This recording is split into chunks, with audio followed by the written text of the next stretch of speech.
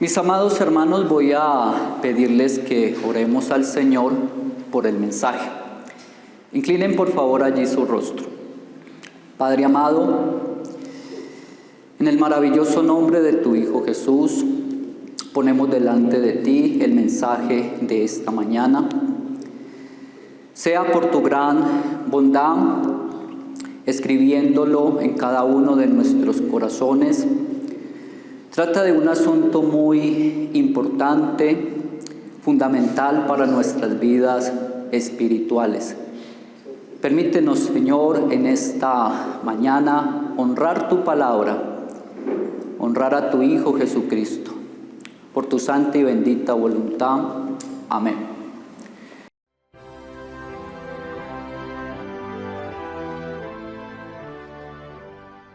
Tomen por favor, hermanos, asiento. Estamos en una serie de mensajes titulada Las verdaderas emociones por el Evangelio de Cristo.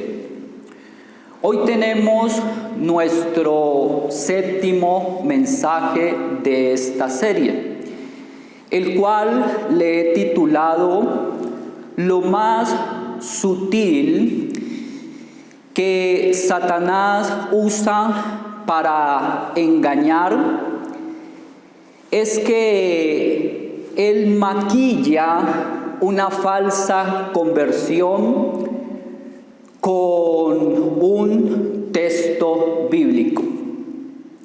Vuelvo y repito esto.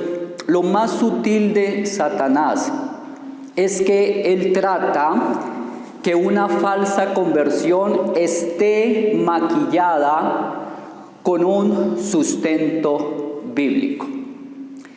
En los dos mensajes anteriores expusimos dos engaños muy sutiles de Satanás, pues él disfraza la falsa conversión.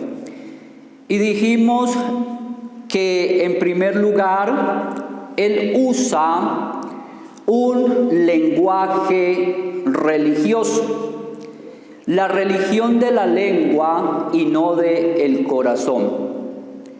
Y segundo, de hacernos creer de que si una experiencia espiritual no es producida por nuestros propios esfuerzos, por lo tanto es una obra del Espíritu Santo.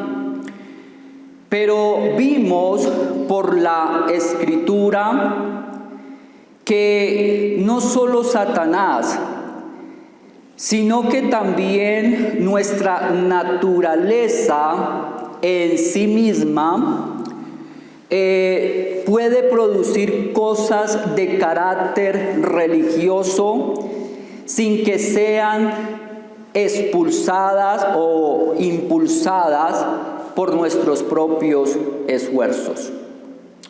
Sin embargo, para mi opinión, lo más sutil y que es el asunto de tratar en el tema de hoy es que con frecuencia Satanás engaña al profesante de fe, convenciéndole de que si su experiencia religiosa tiene un sustento o una relación o un significado bíblico, es porque es verdadera.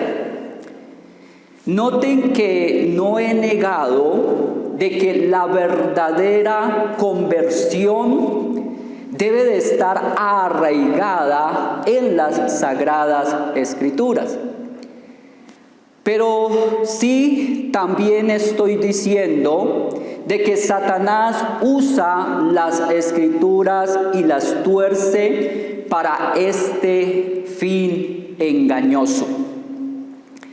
Satanás sabe de que la verdadera conversión debe de estar conforme a las Escrituras. Por eso él se esfuerza a que la conversión falsa se parezca a lo que aprueba las Escrituras. Es como los falsificantes de billetes. Ellos se esfuerzan en que sus imitaciones se parezcan más al original. Porque cuanto más la imitación se parezca al original, pues más fácilmente podrán engañar. Satanás usa las mismas Escrituras para poderse acercarse más a una verdadera conversión en Cristo. Hay personas que dicen: en mi iglesia enseñan lo que está más cerca a la verdad, y se sienten bien cómodos asistiendo a ella. Permíteme decirte, mi querido profesante de fe, que esta iglesia precisamente es la que más usa Satanás, porque es la que más sutilmente falsifica la verdad.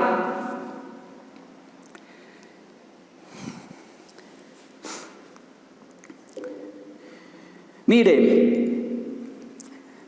en la Biblia, Dios no nos manda a creer a lo que esté más cerca a la verdad.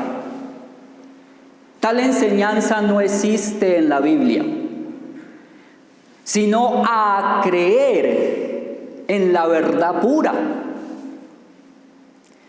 No a lo que es parecido, sino a lo que es. No a la imitación, sino a lo original. Dios ama es a los que están en la verdad pura. Y esto lo dijo por medio de Juan en su segunda carta, capítulo 1, versículo 2.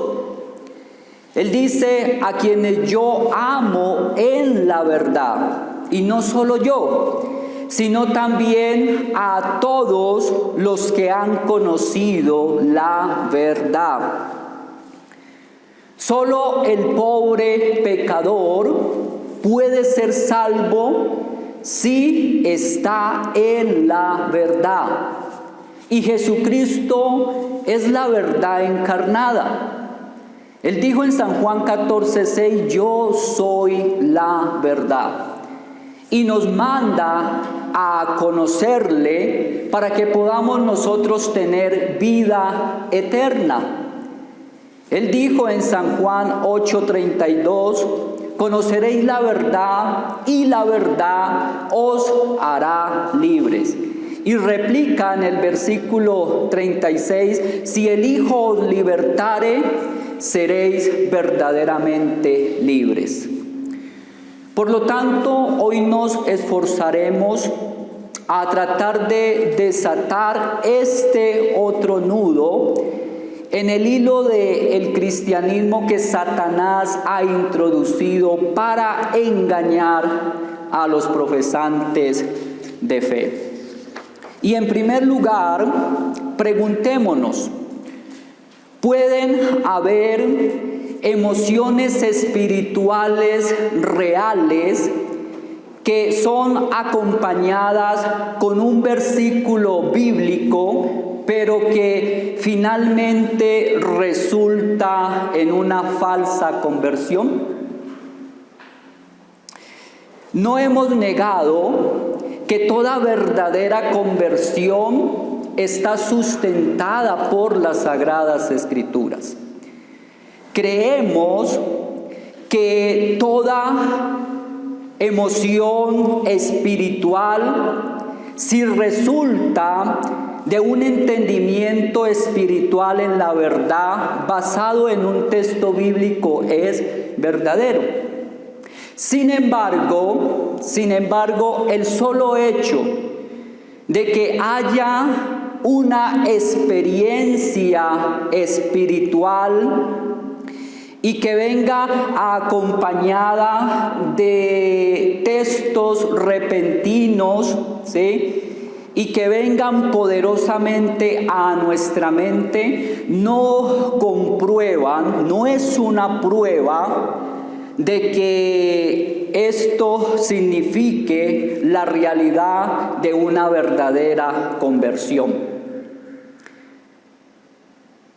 Hay personas que piensan que este tipo de experiencias tienen que ser una manifestación de una confirmación de una conversión. Y especialmente cuando vienen acompañadas de versículos positivos, versículos consoladores, versículos que los han llevado a llorar de gozo.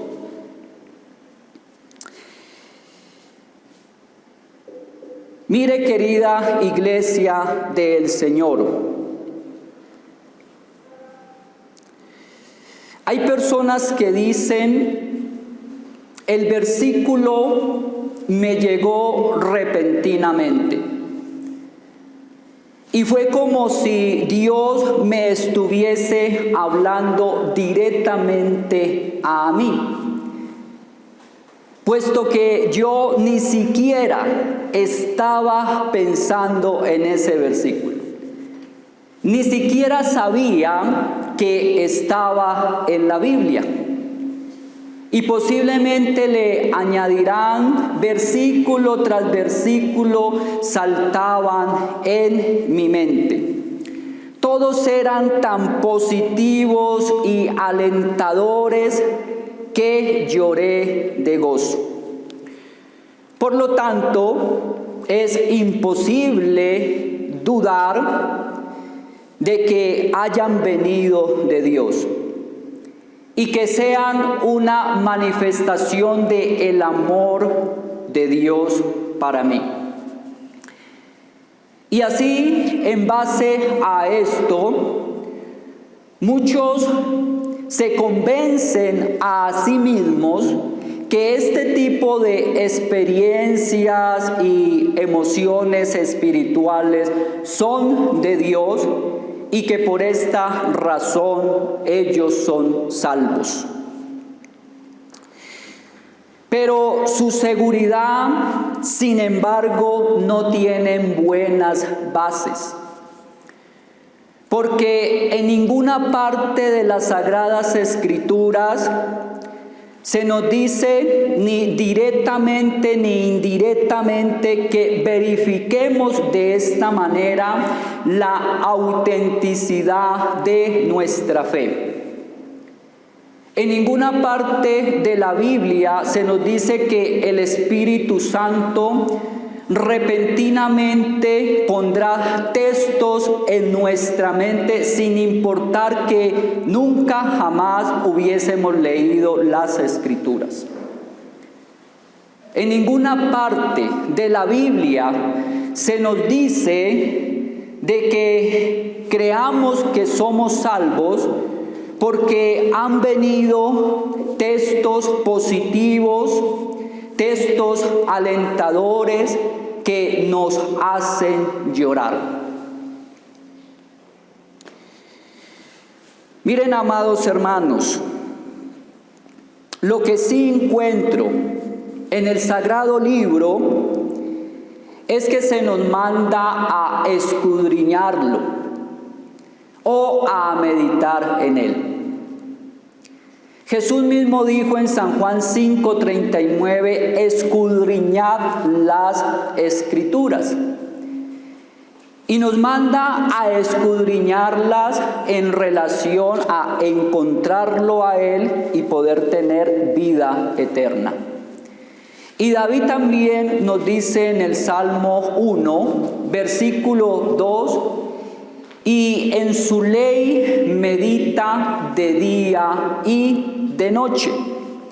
Sobre esta base el Espíritu Santo nos recuerda y pone en nuestra mente las Escrituras en el momento en que nosotros lo necesitemos para nuestra vida espiritual. Este tipo de religiosos quieren ponerse al mismo rango de los profetas y de los apóstoles, quienes sí recibieron por inspiración divina directamente la sagrada palabra del Espíritu de Cristo. Pastor Fabio, ¿cómo entonces es posible que estos religiosos reciban palabra de Dios sin haber leído las Escrituras? Ellos la recibieron o la reciben de aquel que conoce las Escrituras más que cualquier hombre, de el ángel que se disfraza de luz, sí, de Satanás. Satanás es el principal lector de las Escrituras y él las conoce más que cualquier otra criatura. Y Él es quien las pone en sus mentes. Esto hace la serpiente antigua para engañar a los profesantes de fe, falsificándoles una conversión.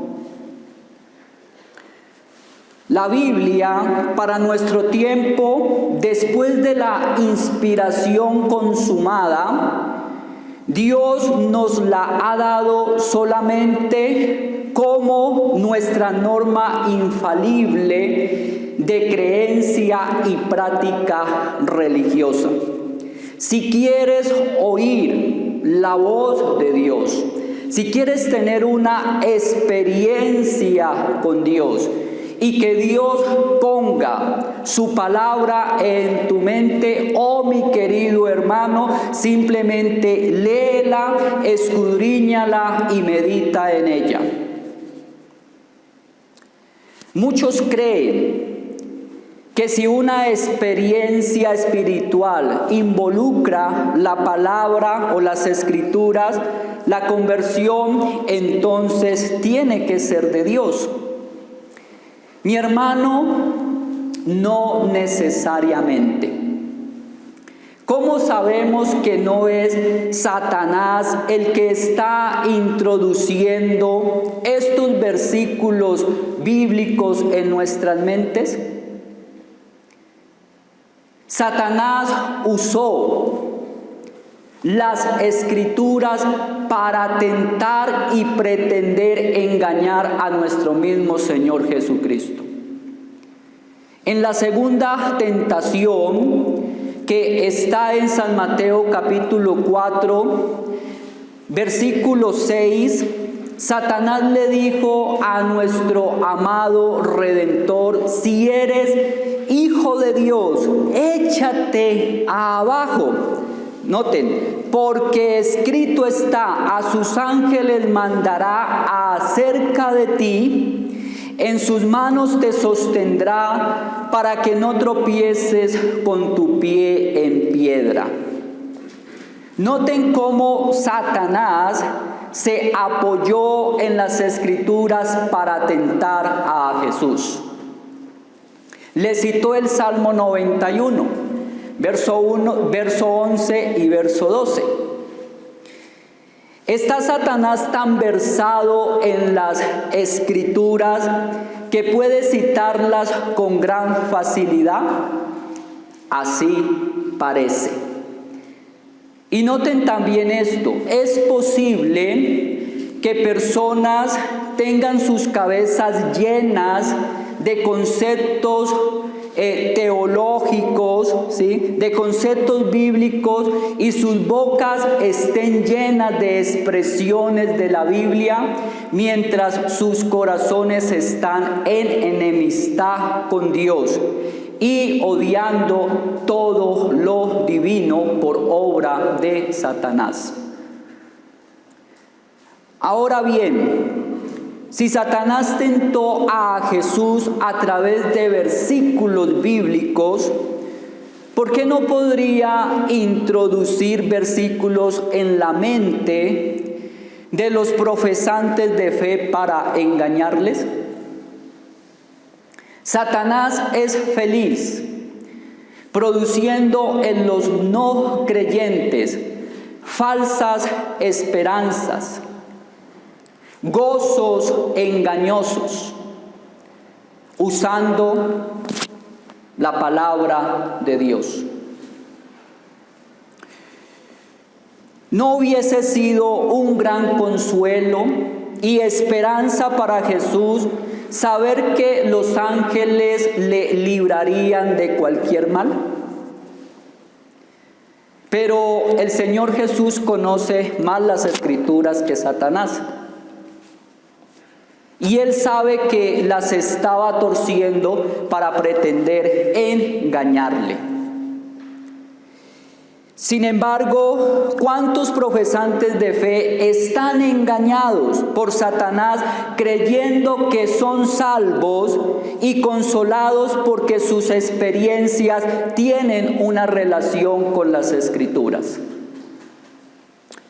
Ay, mis hermanos, él quiere persuadir de que son salvos desde antes de que se arrepientan verdaderamente.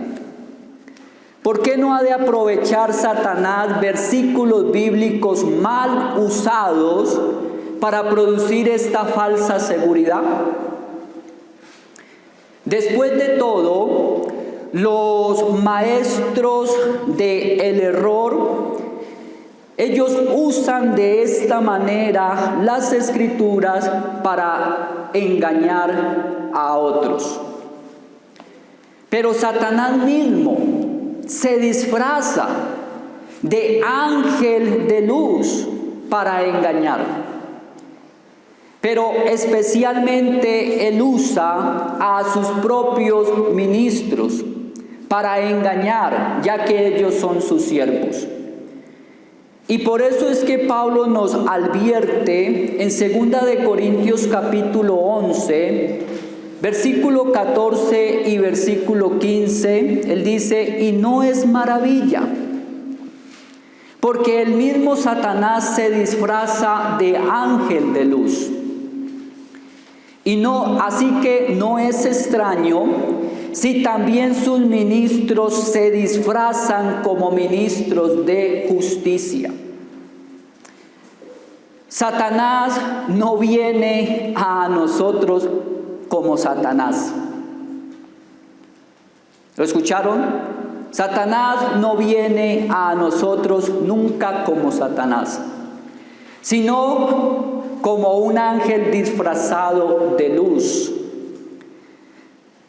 La palabra luz en la Biblia representa la justicia y el conocimiento de la verdad. Y así viene Satanás, artísticamente disfrazado en justicia y verdad. Satanás nunca nos presenta el pecado como pecado y la mentira como mentira, sino que lo reviste en virtud. Y asimismo hacen sus ministros del error. Ellos siempre se presentan como los mejores abogados de la verdad. En realidad, tanto Satanás como sus ministros, ellos son actores del arte. Y ellos siempre se presentan como alguien decía, hablando medias verdades, que es el peor engaño.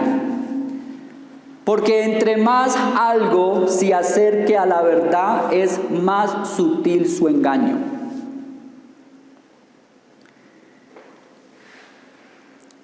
Así como el anzuelo es cubierto con el cebo, porque de otra manera el pez no sería fácilmente engañado, el intelecto humano es engañado por Satanás cuando le mezcla a la verdad todas aquellas fascinaciones.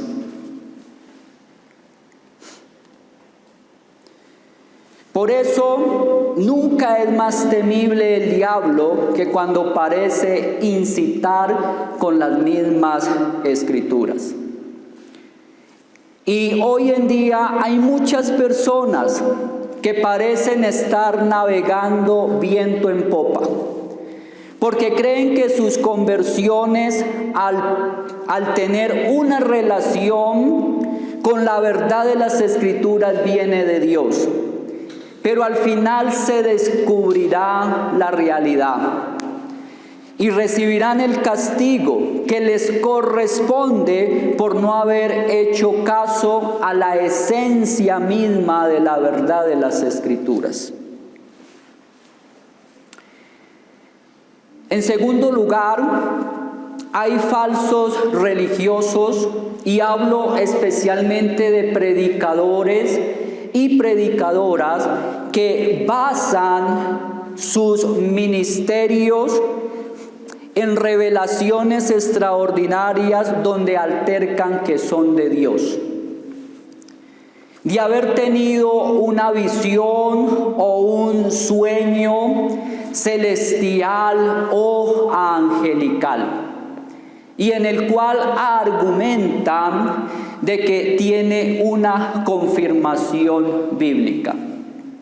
En una ocasión leí un folleto de un hombre que decía que había recibido la visión de Ezequiel del Valle de los Huesos Secos y por lo tanto podía confirmarlo su llamamiento a través de las Escrituras. Decía que Dios lo había llamado para tener un ministerio de unción, para levantar una nación de paz y con vida económica abundante. Pero mi pregunta es, ¿para qué Dios reconfirmaría a un ministro dándole una visión que ya está escrita? ¿Para qué Dios haría nuevamente eso? En mi sano juicio de ver, esta es otra obra de Satanás, que engaña a estos hombres convenciéndoles de que si sus revelaciones extraordinarias tienen una confirmación bíblica, entonces es de Dios. Y de estos hay muchos charlatanes que han fundado iglesias de multitudes, siendo engañados y engañando a otros por estas visiones supuestamente confirmadas por la Biblia. Como por ejemplo, Enrique Gómez dice que recibió la visión del ayuno y que él ayunó 40 días e igual como lo hizo Moisés, Elías y Jesús. César Castellanos dice haber recibido la visión del gobierno de los 12 apóstoles. William Marlon Branham dice haber recibido la visión del séptimo ángel de Apocalipsis. Y para no exagerar, el 90% de las iglesias actuales son fundadas supuestamente por una visión o un sueño que está confirmado por las Escrituras, especialmente las conocidas como carismáticas y pentecostales. Oh hermanos, el ministerio profético y apostólico es de revelación única. Dios no necesita reconfirmar el ministerio a nadie, del mismo carácter como lo hizo con sus santos siervos en el pasado. Como maestros y predicadores, solo debemos fijarnos en lo que está escrito y trabajar en nuestro ministerio con la bendición de Dios. Hay otra rama, pero del mismo árbol, con frutos engañosos. Y les hablo de los resucitados, de los Lázaros, de gente que dice que han muerto, ya sea por un accidente o por una enfermedad, y fueron llevados primeramente al cielo, donde Dios les mostró las maravillas de su reino, pero que luego son llevados al infierno para mostrarles los tormentos eternos. Y después Dios les resucitó, enviándoles con un nuevo mensaje de misericordia y de perdón para todos aquellos que crean en Él. Y argumentando que han tenido esta experiencia divina como la de Juan en Apocalipsis. Pero, ¿qué dicen las Escrituras de estas extraordinarias experiencias? Tenemos un glorioso relato en las Escrituras que nos sirve para destruir este engaño de Satanás. Jesús relató la historia del rico y Lázaro. El rico, después que murió, fue al Hades, y Lázaro fue al seno de Abraham. Y estos dos lugares representan el cielo y el infierno. Está en San Lucas capítulo 16. San Lucas capítulo 16. Leámoslo del versículo 23 al 31. San Lucas 16, del 23 al 31 dice: Y en el Hades alzó sus ojos el rico, estando en tormentos, y vio de lejos a Abraham y a Lázaro en su seno. Entonces él, dando voces, dijo: Padre Abraham, ten misericordia de mí, y envía a Lázaro para que moje la punta de su dedo en agua y refresque mi lengua, porque estoy atormentado en esta llama. Pero Abraham le dijo: Hijo, acuérdate que recibiste tus bienes en tu vida, y Lázaro también males, pero ahora éste es consolado aquí y tú atormentado. Verso 26. Además de todo esto, una gran cima está puesta entre nosotros y vosotros, de manera que los que quieren pasar de aquí a vosotros no pueden, ni de allá pasar acá. Entonces le dijo: Te ruego pues, Padre, que le envíes a Lázaro a la casa de mi padre, porque tengo 5 hermanos, para que les testifique, a fin de que no vengan ellos también a este lugar de tormento. Y Abraham le dijo: A Moisés y a los profetas tienen, óiganlos.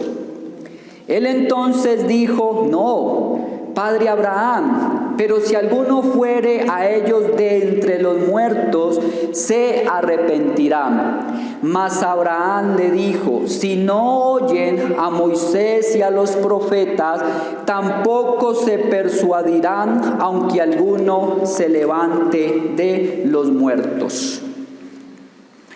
Quiero dar aquí 3 ideas para refutar este engaño. Primero, es falso decir que se puede pasar del cielo al infierno. Noten de que a Abraham le dice en el versículo 26, además de todo esto, una gran cima está ¿qué? Puesta entre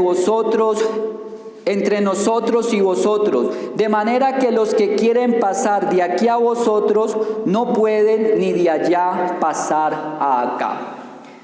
Es posible de que puedan ver del infierno al cielo y desear las bendiciones que hay en el cielo, ¿sí? Pero Abraham aquí es muy claro que ni el más bueno de los santos puede visitar la morada de los condenados y llevarles un poco de agua.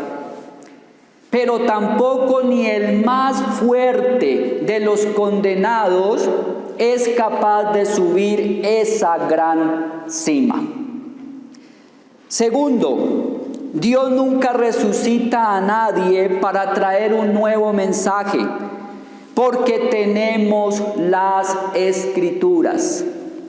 El rico le pide a Abraham que resucite a Lázaro para que le envíe a la casa de su padre, para que sus hermanos no vengan al infierno como él. Pero Abraham le dice que este es mi punto clave. En el versículo 29, a Moisés y a los profetas óiganlos.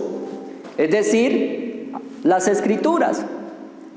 Es como si le hubiese dicho: en las Escrituras hallarán tus hermanos los privilegios de los oráculos de Dios y la norma que ajustar a su conducta.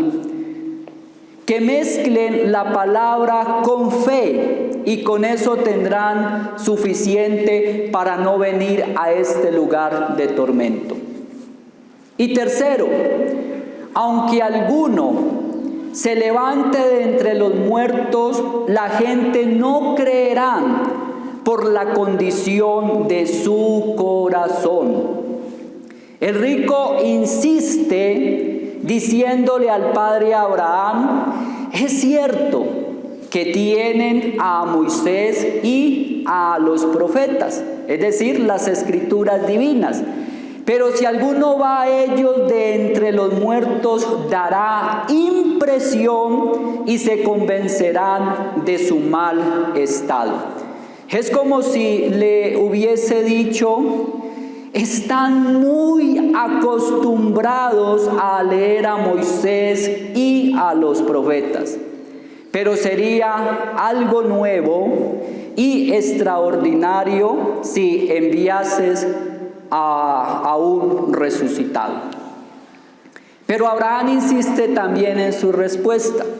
Versículo 31 que dice: si no oyen a Moisés y a los profetas, noten, tampoco se persuadirán aunque alguno se levante de entre los muertos.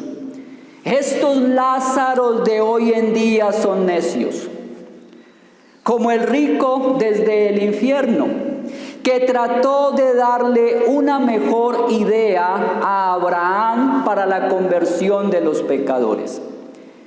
Ellos creen poder enmendar la palabra de Dios, trayendo un mejor método para la conversión de los pecadores, como si fuesen mejores que lo que Dios ha dispuesto y ordenado. Pero asimismo, como la corrupción del corazón humano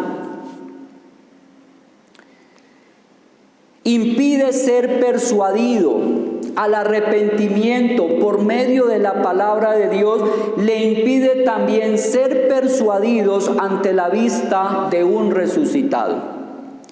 Ellos harán cualquier cosa para justificarse y seguir con su mal camino o en su pecado. Pero la lección es también para nosotros. La Biblia es el método especial usado por Dios para dar a conocer sus propósitos y lo que Él espera de nosotros. Y esto debe de ser suficiente. Quienes apelan a visiones o voces audibles en este tiempo suelen ser víctimas no solamente de Satanás, sino también de sus propias sugestiones. O desean conscientemente presentarse ante los hombres como privilegiados por tales favores sobrenaturales, lo cual es un género especial de asolapada soberbia espiritual. Y en tercer lugar, las experiencias religiosas también pueden suceder sin la influencia ni de un espíritu bueno ni malo. Hay personas con imaginaciones vivas, extraordinarias, que tienen emociones raras, impresionantes, que no son producidas por sus propios esfuerzos. Cuando estamos durmiendo tenemos sueños sin producirlos por nuestros propios esfuerzos. Hay personas con una imaginación que pueden producir cosas de carácter religioso como si fuese un sueño, pero que aún permanecen despiertas. Pero podemos atribuirle esto a nuestra conversión y obra del Espíritu Santo, o atribuir esto a Satanás. No. Son simplemente apariciones emocionales producidas por una mente fatigada o exhausta de ocupación religiosa. Y especialmente esto suele pasarles a predicadores o a personas que son muy devotas a una religión. Yo mismo he tenido sueños de carácter religioso, extremadamente sorprendentes. En una ocasión soñé que veía una espada flameante que caía del cielo a la tierra. Y una voz que me decía: así caerá el Papa de Roma. De su trono será derribado. Y pocos días después Benedicto XVI fue destronado por Francisco Bergoglio. ¿Podría yo haberme gloriado en mi ministerio por esta supuesta revelación extraordinaria? Sí. Pero gracias al Espíritu Santo por el conocimiento que me ha dado de Dios, yo, al igual que Pedro, creo que el fundamento de mi fe suficiente es lo que Dios ya ha dicho en sus sagradas Escrituras. ¿Y qué dijo Pedro? En 2 de Pedro 1:19, tenemos también la palabra profética más segura. Y esto lo dijo poniéndolo por encima de aquella maravillosa revelación que él tuvo de haber visto a Jesús transfigurado. y de haber escuchado una voz del cielo que dijo: este es mi Hijo amado. Es decir, que puso las Escrituras por encima de la transfiguración y de la voz del cielo. Y quienes no saben esto, creen que Dios aún continúa hablando de esta forma desde el cielo y mediante visiones celestiales como lo hizo en el pasado. Y hacen de sus sueños y de sus visiones el fundamento de su fe o la forma de doctrina que deben de seguir. Pero después de la obra culminada de Cristo y de la revelación completa del Evangelio dada a sus santos apóstoles, se cerró la Escritura en su revelación. Tanto que dice Apocalipsis 22, versos 18 y 19, que ya no se le puede añadir ni quitar a las Escrituras. Ahora nos habla el Espíritu Santo por medio del Evangelio ya revelado en las Sagradas Escrituras. Como aplicación, mis amados profesantes de fe, las Escrituras son suficientes para enseñarte lo que tú debes de creer de Dios y lo que Dios demanda de ti. Pablo dice en 2 de Timoteo, capítulo 3, versículo 16 y 17, que toda la Escritura es inspirada por Dios y útil para enseñar, para redarguir, para corregir, para instruir en justicia, a fin de que el hombre de Dios sea perfecto, enteramente preparado para toda buena obra. Las Escrituras son suficientes para darte a conocer a Dios, dar a conocer tu miseria, tu pecado y la forma en que Dios opera tu conversión. Jesús en su ministerio terrenal habló lo suficiente de lo que tú necesitas saber del cielo y del infierno.